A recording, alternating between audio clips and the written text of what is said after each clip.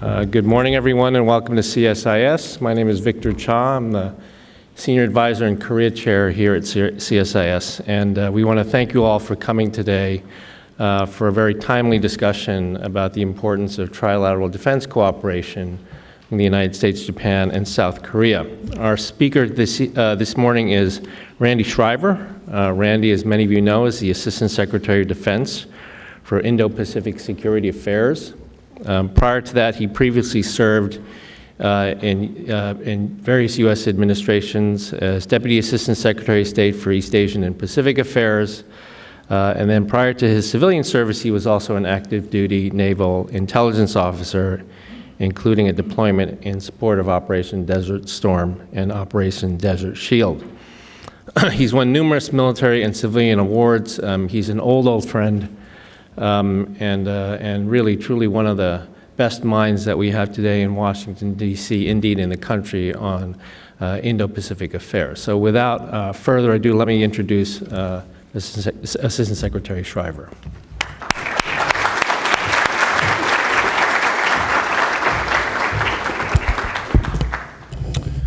Thank you, Victor, and thank you to CSIS.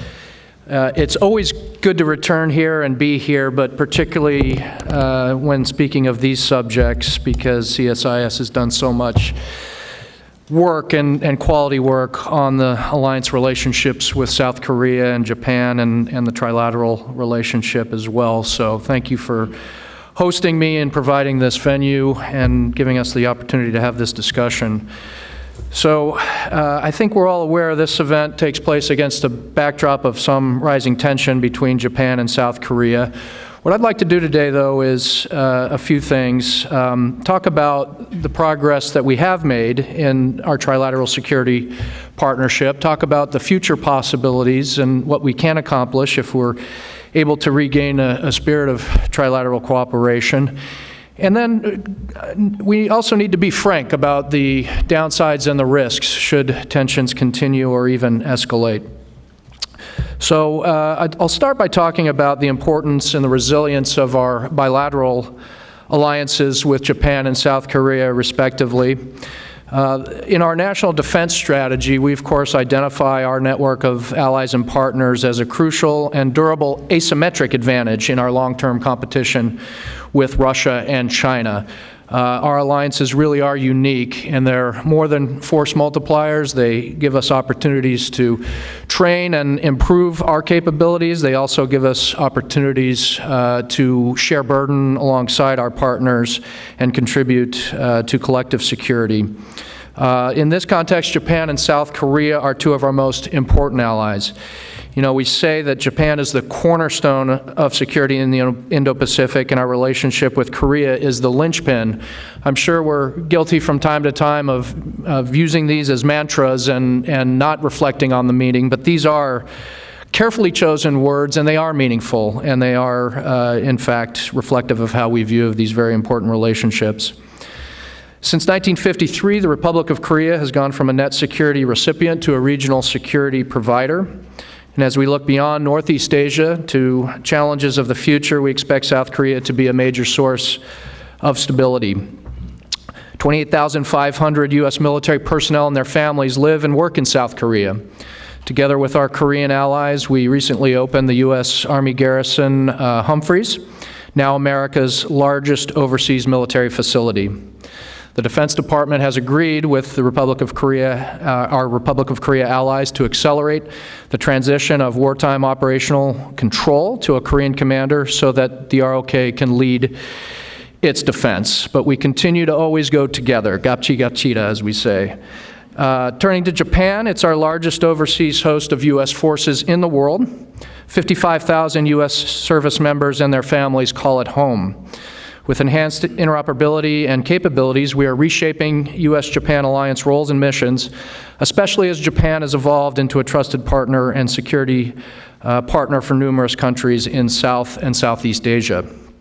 The bilateral alliance with both of these countries is important to us, and deeper trilateral cooperation has allowed our three countries to take on the most challenging national security issues since World War II, from the challenges presented by the Soviet Union during the Cold War, to the threat posed by North Korea, to the emerging challenges that China presents as a global competitor.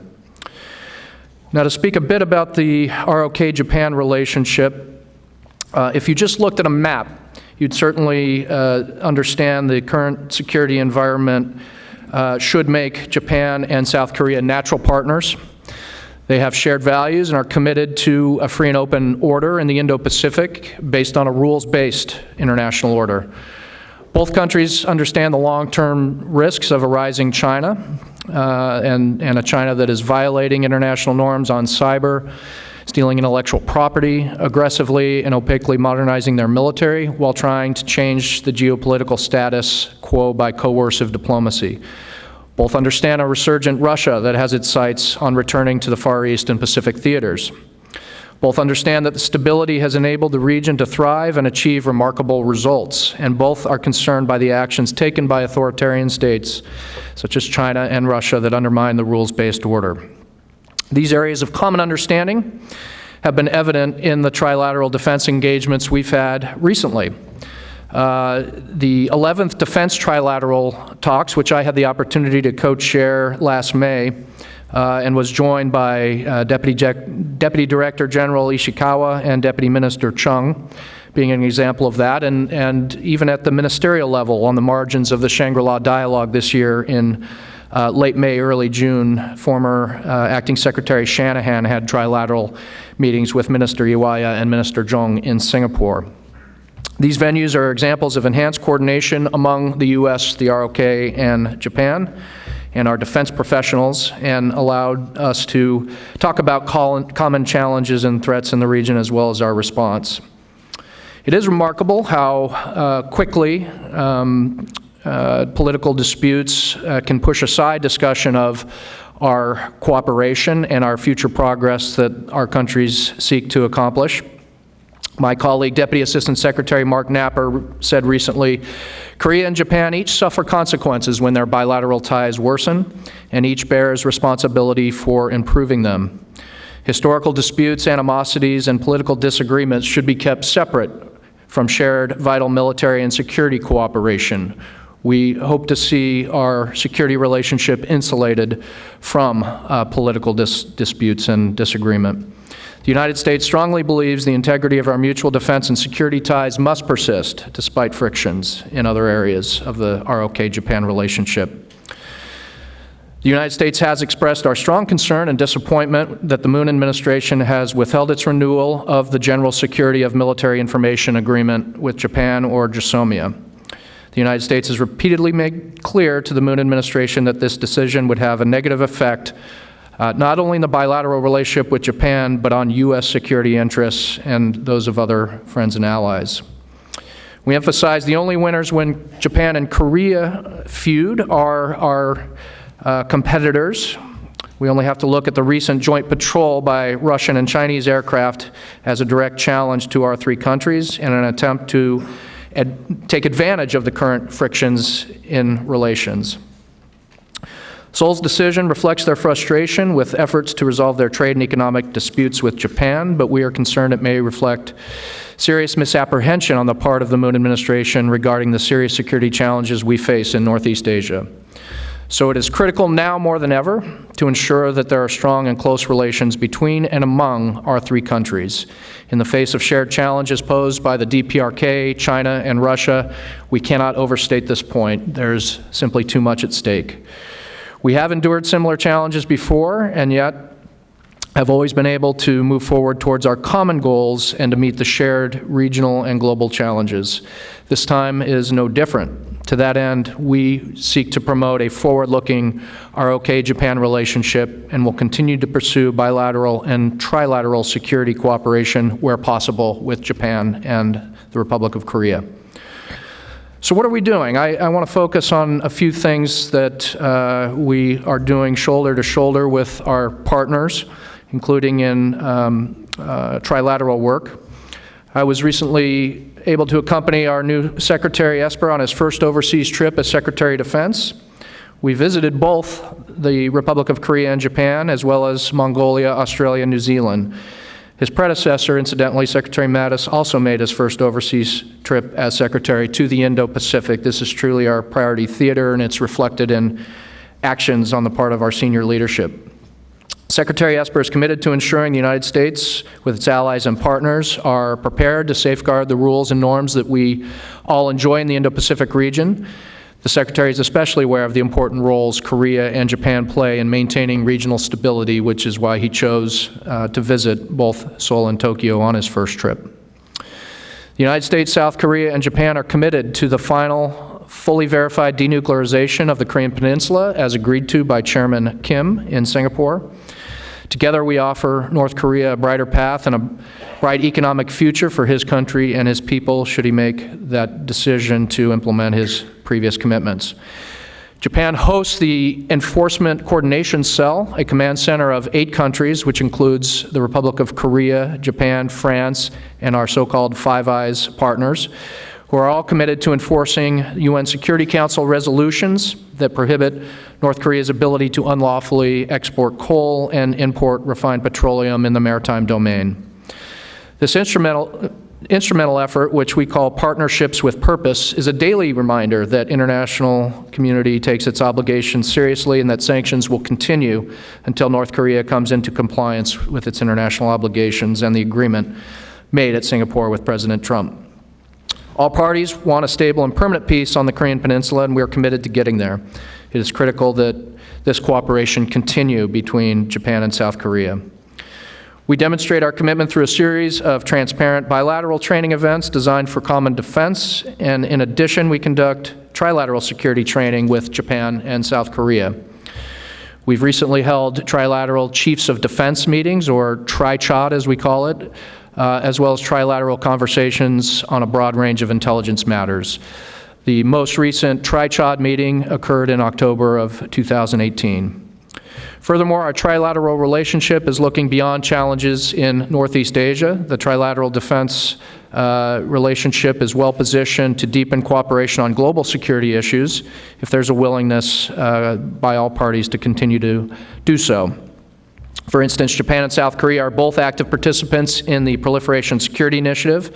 Both are also leaders of PSI's Asia-Pacific Exercise Rotation, which works to enhance capability and political will across the Indo-Pacific to conduct interdictions of weapons of mass destruction, delivery systems, and related materials. Furthermore, both participated in the ROC-hosted Eastern Endeavor exercise in July, and Japan hosted the 2018 Asia-Pacific Exercise Rotation event. Both Japan and Korea continue to pledge significant support and actively cooperate with us to counter terrorism and violent extremism. Both work to prevent piracy in the Indian Ocean. Both work to improve health security in Southeast Asia and Africa through global health security agendas. Both work to promote human rights. Both contribute to economic development around the world, and both assist victims of conflict and natural disaster. The United States has made a commitment to both countries, and we will honor those commitments. While we have a long way ahead, I believe we can and will surpass these challenging times. We have made substantial effort and engagement at very senior levels, although we don't always talk about that publicly and what we do behind the scenes. But now is a time for action on the part of both parties. Again, as Secretary Napper said, both bear the costs and both bear the responsibilities to improve the relations. In the immediate near term, we do call on the Republic of Korea to recommit to GSOMIA and to renew that agreement. And we also call on both sides to participate in meaningful dialogue to address their differences. Meaningful dialogue means coming to the table with a mindset of problem solving, not with a mindset of airing grievances further. In Northeast Asia and the Indo-Pacific region and the world will be safer when the United States, Japan, and South Korea work together in solidarity. Our 3 countries are resilient and we share common security objectives, and our trilateral defense cooperation has withstood the test of time to meet our security challenges and will do so in the future should we, all 3 countries, commit to it. So with that, I look forward to your questions, comments, criticisms, and Dr. Cha, thanks again for the time, and look forward to the Q&A. Thanks.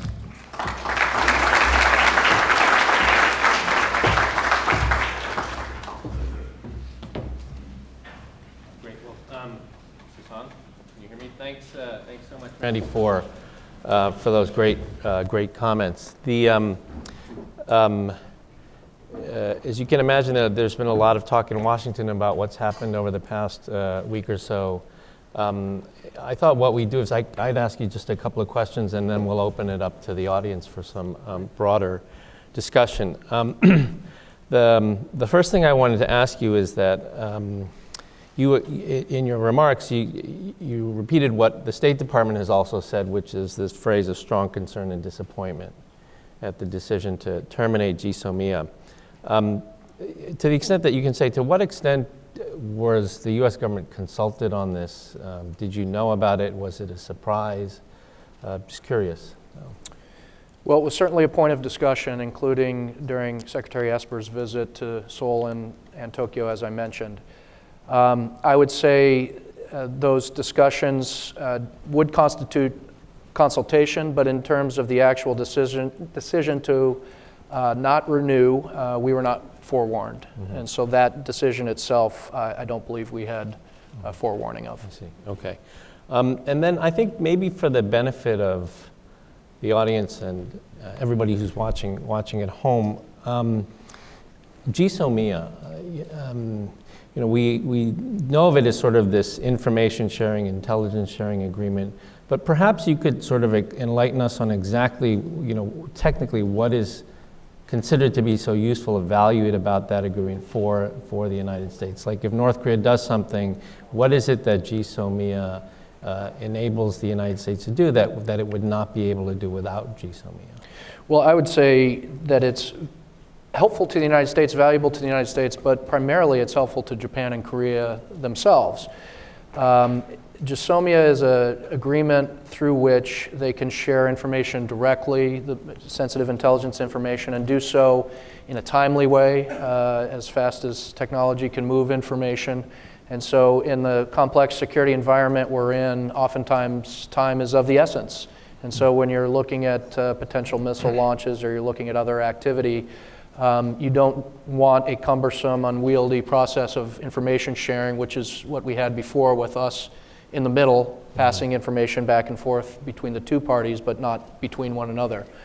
I say it's important to Japan and the Republic of Korea beyond our own interests, because there may even be situations where we're not directly impacted, but they're operating in the same environment, and they would benefit from sharing information. For example, the counter-piracy operations, should the ROC get information about a threat to a Japan aircraft, they don't need us in the middle sharing that information, again, when time is of the essence, and vice versa if Japan were to have some information that would be valuable to the ROK. So it does impact our security interests and potentially adds risk to our forces, particularly on the Korean Peninsula, but I would say it's broader than that. And so there was a previous agreement, right, in, what was it, 2014? 14, called, what was it, the Trilateral Information Sharing Agreement. So what's the difference between that and then this, the GSOMIA agreement? Yeah, at the most basic level, the previous agreement has us in the middle as the intermediary. So it did provide a mechanism for sharing information and intelligence, but only through us. So if the Republic of Korea provided us information, we could share it with Japan and vice versa, but not directly. Right. So I've heard the commentary on this has been that, well, without GSOMIA, we still have TISA, and TISA serves the same purpose as GSOMIA, but that's actually not true, right? I mean, there's a substantive difference in terms of the way the arrangement is. It's more cumbersome and unwieldy, and in the security environment we're operating in, there's added risk without GSOMIA. Yeah. And so going to the security environment, I noticed in your remarks, I think what you said was misapprehension of security threats. There's been a lot of activity in the region lately, foremost of which have been, the 7 sets of missile tests by North Korea. I guess the first question is, what do you think they're doing with these 7? Like, what are they trying? Is is this a political statement, or are they actually trying to improve certain capabilities with this testing? And I'm getting to addressing your point about misapprehension. Do you see an asymmetry in the way our allies are looking at broadly the security region, but in particular these last 7 sets of short-range missile tests? So I would probably benefit from hearing your thoughts on North Korea more than my own, given your substantial experience and expertise. But it seems to me that these aren't mutually exclusive. These tests can be for the purposes of political maneuvering, but it can also be critical steps in their modernization, their development of these systems. Perhaps they're trying to gain leverage before another round of talks. Chairman Kim, of course, at the Panmunjom meeting did commit to restarting working level talks. So there could be a variety of explanations. I think the bottom line is it means from a defense perspective that they are improving and that the security environment is getting more challenging. I would say among defense professionals and in our discussions with military representatives, we have great alignment on our view of the security environment and the growing threat from North Korea. I can't speak to how political leaders might view things, but it does appear that this decision puts a place of prominence on domestic politics ahead of the security environment that again, we feel we're very aligned with on defense officials and representatives. And then not just on North Korea, but more broadly in the region, when you look at our 2 allies, do you see essential alignment on, like you mentioned, China and South China Sea, some of these other things? Do you see alignment there between our 2 allies, or is there some gaps in the way? Yeah, I see a lot more alignment than gaps. I mean, obviously there'll be nuanced differences on certain issues, but on the big strategic questions of the day, I see more alignment than not. Okay, and then just moving over to North Korea and the alliance questions. I guess the first question I have, so you've just finished an exercise in South Korea, which apparently the North Koreans were not happy with. What is the future of exercising right now? Has there been a policy on this? I mean, I know what happened in August was, I understand, a scaled down version of what normally would take place in sort of the late summer, early fall. But usually we have a bunch of exercises in the fall and then the big one in the spring. Are there any decisions that have been made about that? Is that a topic that's actually discussed with not just the South Koreans, but also the North Koreans? Well, certainly we speak to South Korea about it. President Trump made a decision in Singapore to direct us to modify the way we exercise on the peninsula. Really, I think as a gesture of goodwill and try to create more space for diplomacy. What we've been able to do in consultation with South Korea is develop a modified approach to training that still allows us to train against all the mission essential tasks, keep readiness at a high level. And at the end of the day, what you really want to stress and test is how decisions get made in a crisis-like environment in a combined decision-making command. And we're able to do that through computer-simulated scenarios. We're able to do that really quite low-key. It's basically senior military leaders in a room simulating that combined decision-making.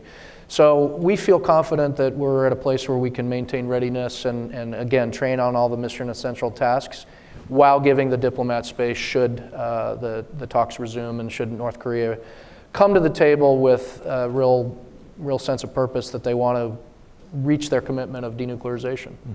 And then on the trilateral piece, I mean, could you say something about what is the agenda going forward in terms of trilateral coordination, exercising, and on what issues, and what the response has been thus far from the Japanese and the South Koreans? Sure. So they would largely, historically, and I would expect going forward, largely center around where we have shared concerns. So missile defense is an obvious one. But increasingly things like anti-submarine warfare, the full range of maritime security issues. And remember, alongside our trilateral training and a multilateral training where all 3 countries are present, we have real-world ongoing operations. I mentioned Japan's hosting of the coordination cell to enforce the sanctions against North Korea. We have U.S. Japan-ROK participating in that operation alongside other countries, but we're all there, committed to sanctions enforcement and operating alongside one another. Okay, and I'm going to open it up to the audience in a minute, but I feel like I have to ask you this question. So you were part of the original negotiating team that before Singapore, right? You didn't go. Did you go to Singapore? I did. You went to Singapore. So what was that like? Well, it was historic. Out of all the things that I thought would be unlikely in my tenure, I wouldn't have expected a summit-level meeting. You and I have been at this for a while, and I've seen a lot of different things tried. We've seen 4 parties, we've seen 6 parties, we've seen isolation and neglect.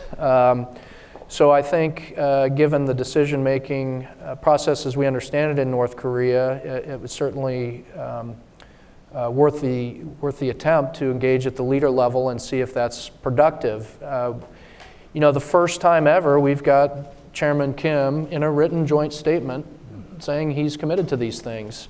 And we've had some progress, for example, on the return of remains of our missing personnel. We haven't seen the progress we want to see on the core issue that we're concerned about, denuclearization, but we'll stay at it. But it was quite historic and a remarkable scene. Yeah, I can only imagine.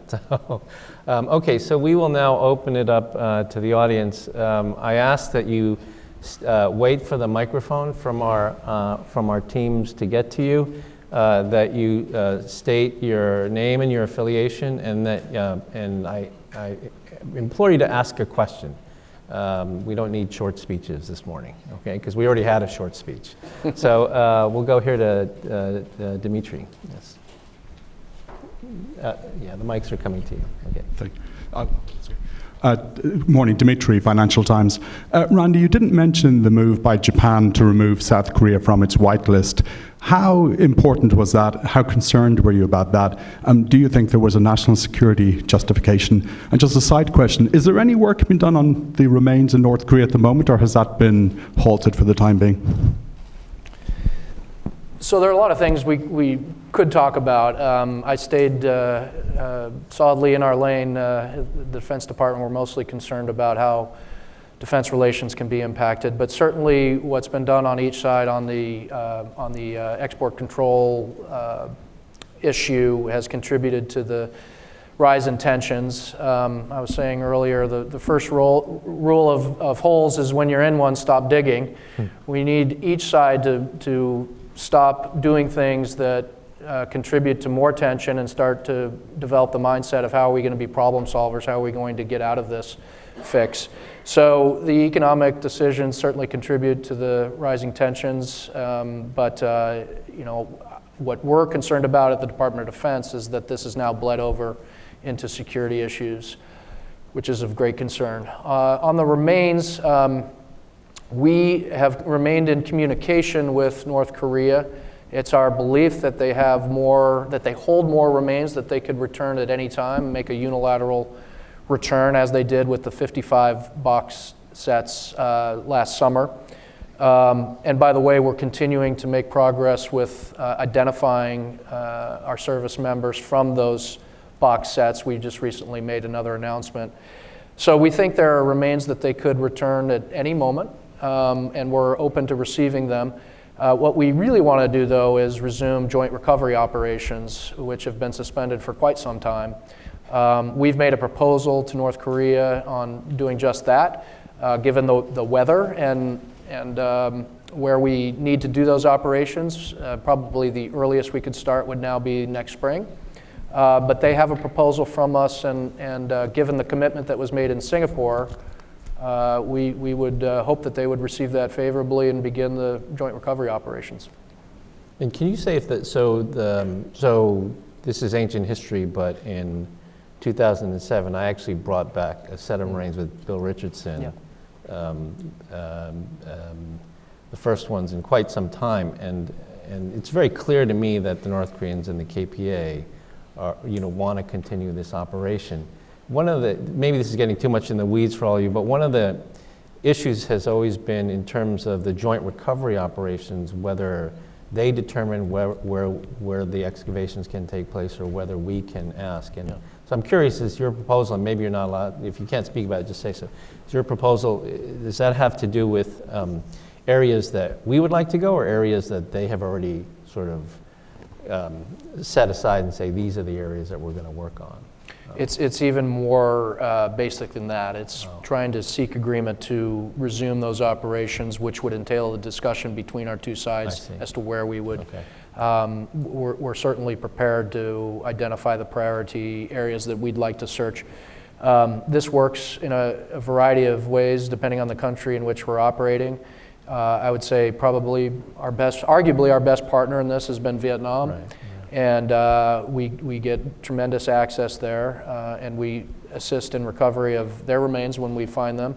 And we would certainly do the same in North Korea. There are certainly remains of North Korean missing service members, and in the joint recovery operations, we would not only seek to identify our service members, but help them identify theirs as well. Mm-hmm. Great. Okay, thank you. Next question, yes, we'll go to this side of the room. Wait for the mic, please. Hello, Chong-An Kim, Washington correspondent for Tonga Daily and Channel 8 TV. Good to see you again, Randall Schriver. My question is, our Prime Minister Lee actually said a couple of days ago that South Korea is willing to reconsider the termination of GMIA if and when Japan retracts its economic retaliation against South Korea. I wonder where the U.S. stands in this. Is the U.S. now willing to maybe play more active role in terms of mediating the tension between the two countries to reduce the tension? And the side question is, at what point the U.S. was informed about Japan's decision to put the retaliation against South Korea? Was the U.S. pre-warned or pre-informed about Japan's decision on decision to actually eliminate South Korea from its whitelist? At what point? That would be my second question. So on the first question, as I said, we have been active in our diplomacy, and we don't always talk about that. It's not always constructive to publicly acknowledge we're addressing these very sensitive issues. So I expect we'll continue to engage in that diplomacy. Sometimes it'll be visible, and other times it may not be. I would be careful about the wording, though. To be a mediator entails both sides wanting you to mediate. Sometimes they want our involvement, but generally they want us to go explain to the other side why they're wrong. And so, I think our approach is going to be to keep both sides, to the extent possible, forward-looking and not looking in reverse or looking at the current tensions, because we have important security challenges. The most strategic challenges we face are unfolding competition with China and the efforts of authoritarian states in the Indo-Pacific to undermine the rules-based order. These are things we all need to be working on. And so keeping both Seoul and Tokyo forward-looking as they try to find the modalities to work through their differences. And I'm not in the discussions all the time about economic matters, so I can't answer your second question. All right, thanks. Yes, right here. Right here in the front, Jane, right here in the front with the... Rita Chen with Radio Free Asia. Very nice to see you again. It has been reported that China has denied the U.S. naval warship to visit Qingdao. I'm wondering that, would you like to confirm that? If so, does United States have plan B, such as doing this poll visit to other allies in the region? Thank you. Sure. So the engagement we have with the PLA involves a range of activities, including port calls. We did recently receive word that it was inconvenient for them to host a previously planned port call to Qingdao. We'll see if that can be rescheduled, or in the case of this particular ship, there will be other ports of call. We'll compensate for that. Going forward, we want a U.S.-China mill-to-mill relationship that plays a stabilizing role in the overall relationship. We need, in particular, more work on enhancing the safety of operations in the Indo-Pacific. So confidence-building measures, ways to talk operator to operator so that we can develop appropriate rules of the road and safety protocols so that we reduce the chance of an accident or mishap. But we are concerned with a number of issues right now, and we've spoken a lot about General Secretary Xi Jinping breaking his pledge to not militarize the South China Sea. So that remains a concern. We're certainly have an eye on situation in Hong Kong, a number of things we're watching closely. Yes.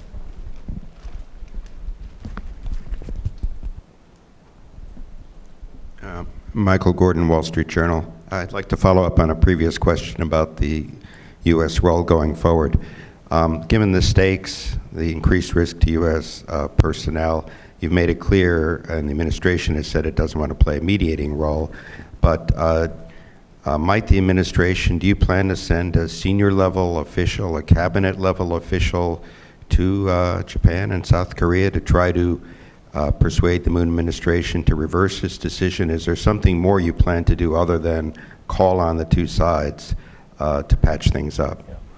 Well, to be clear, we have had cabinet level engagement. Secretary Esper was there earlier this month. Ambassador Bolton was in the region and visited both capitals, I think within the month. So I would anticipate similar engagement. Whether or not we would sort of publicly have an envoy for the stated purpose of this agreement, I'm not aware of a plan to do that. But I think our concerns are great enough that we're open to a range of possibilities if it's constructive and useful.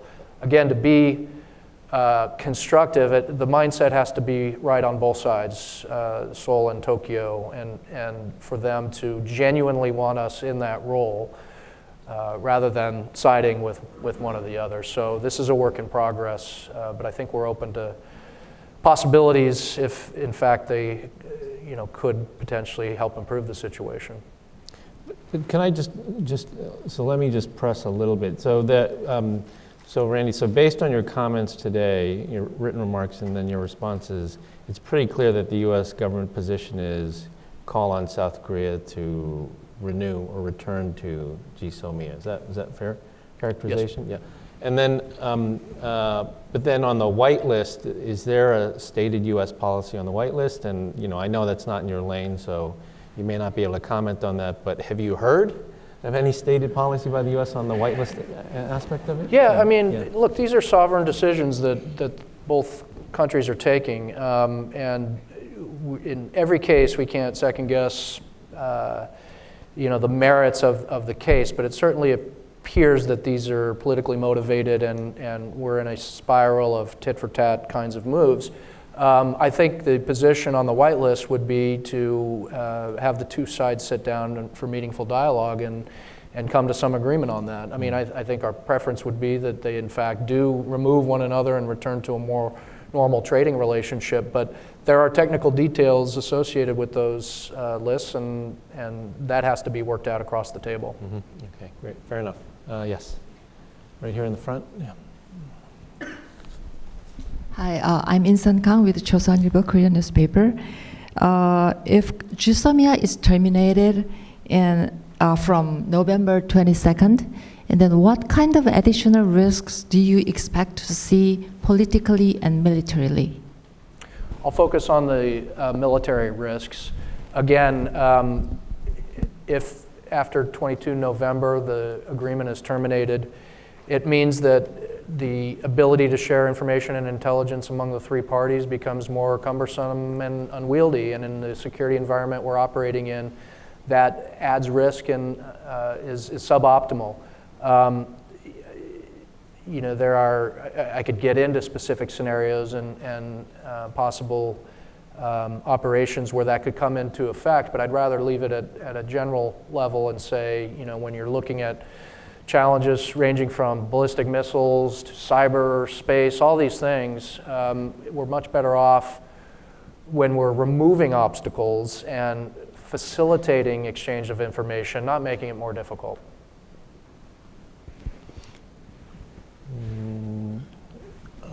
Yes, in the back left there. So while Jane is going to the gentleman for the question, let me just. So I mean, to the extent there is a silver lining, the silver lining is that there still is some time, right? There is still some time for these two sides to get together, whether it's on mutual or shared studies of the whitelist question or on any of these other issues. There still are a few months left for something to be done before any of this kicks in. Although the whitelist restrictions have already kicked in, there still is some time in that regard. Not a lot of time, but there is some. So Correct. yeah. Yes. Yes, Jonathan Daniel, Raytheon Company. As a follow-up to the previous question, what impact do you see on the ability for U.S. defense industry to provide defense articles or provide tech transfer to South Korea following the GSOMIA pullout? I'm not aware of any direct implications, but I'd maybe have to look into that further. We have a very robust alliance with the ROK that has been in place for decades, and even with tensions between the ROK and Japan, we intend on sustaining that and enhancing that and improving that, and security cooperation is a part of that. They have made substantial investments in U.S. equipment, and we're happy to see that, not only because it's good for industry, but because it helps with interoperability and it helps the overall capability of the alliance. So we do hope to see the two sides work through these tensions, but certainly our respective bilateral relations will continue to tend to them and try to keep them as strong as possible in the meantime. Yes, right here in front, Gil. And this will probably be the last question. So, Gil. Gil Rosman, the ASEAN Forum. Was there advice to President Trump to try to create a triangular relationship at the G20? And was there any reaction to the fact Abe did not want to meet with Moon, and that the U.S. anticipated the downward spiral, and the President has a role in dealing with this, or is this really not involving the President right now? And just so on this, I mean, one of the interesting things prior to the whitelist and the GSOMIA was that the polling was actually very interesting in the two countries, because at least some of the polling I saw of South Korea, while relations were not good because the Moon government canceled the 2015 Comfort Women Agreement, the Koreans didn't like Abe's August 15th speech. Overall, the polling of the South Korean public was actually not that negative, more negative than normal, I guess, against Japan. Where the big change was, of course, was in Japan. Right? Public opinion polling in Japan had turned quite definitively negative against South Korea. So, of course, it's all changed with this recent tit for tat. But I thought that was an interesting view of the situation on the ground. So, please. I don't know what may have been recommended to President Trump. I don't have any information about that related to the G20. So I think he has substantial and frequent engagement with both Prime Minister Abe and President Moon, but I'm not aware of any particular proposal or what might have been presented before the G20. But it would be, I mean, and again, you don't have to comment on this, but I mean, if the common ally, the United States, in this case at the highest levels, were to encourage or make statements or encourage or give the speech that you just gave, I mean, presumably that would give both leaders some more political space to operate in. They both kind of really work themselves into corners that it's hard for them to get out of. But again, you don't have to comment on that. Again, I know you've just come back from travels. You're about to head off for more travels. We really appreciate your coming by and talking about this very important topic. As you can see by the turnout, everybody really wanted to hear what you had to say on this. So Randy, thank you again. Thank you.